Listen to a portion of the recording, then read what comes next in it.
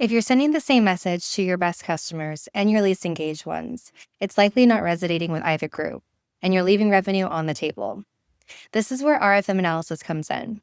It gives you a clear, data-driven way to segment your customers so your messaging can finally match the quality and behavior of the person receiving it. So what exactly is RFM? RFM is a relative analysis, meaning it measures customer quality by comparing customers to each other, not against an external benchmark. It looks at three key variables: recency, how recently a customer placed an order; frequency, how many orders they've placed; and monetary value, which is how much they've spent in net revenue. Let's walk through a simple example of how RFM factor scoring works.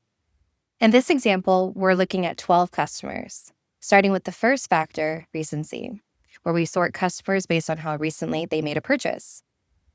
From there, we divide the customer base into 4 equal groups of 25%, or quartiles.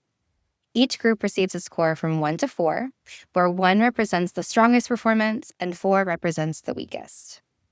For recency specifically, the customers who purchased most recently receive a score of a 1. In this example, that would be these first 3 customers who purchased 2, 5, and 9 days ago. On the other end, the customers who purchased the longest time ago receive a score of a 4.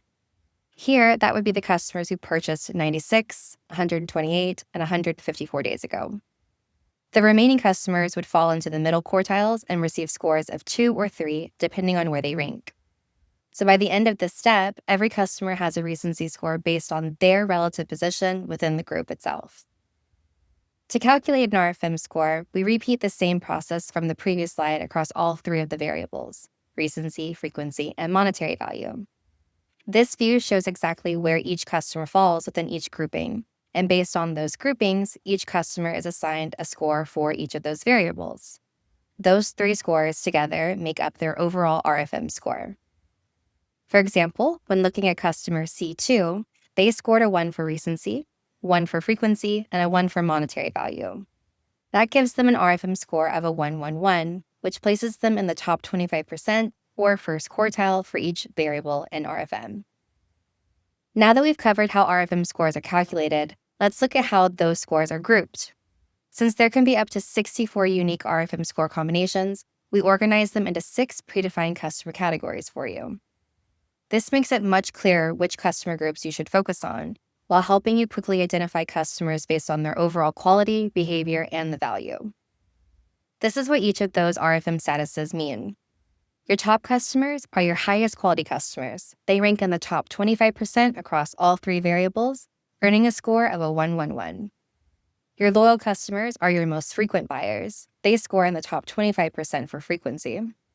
High potentials are your biggest spenders. They score in the top 25% for monetary value. Your small buyers are customers who order often, but they spend relatively little per order, so they have a high frequency but a low monetary value score. Dormant customers are those that haven't purchased recently and don't order frequently. And your worst customers are the inverse of a top customer. They rank in the lowest quartile across all 3 variables. You'll also see an other category listed right over here. This simply captures customers who don't meet the defined thresholds for any of the 6 groups listed above. To understand each of these thresholds, we can see the exact parameters behind each RFM group by toggling at the top of the screen to switch between the different variables. This will show you the specific thresholds that define each one of those. Please keep in mind these parameters are unique to your database. Because RFM is a relative analysis, the thresholds are calculated based on how your customers behave. The calculation method is consistent across all of our brands, but it's definitely worth familiarizing yourself with your own numbers. Once you understand your RFM groups, you can put them to work by using them within your customer segments, which is exactly what we'll cover in the next video. And you can find that linked on screen right over here. I hope this gives you a solid foundation for understanding RFM and how to start using it to drive smarter decisions for your business.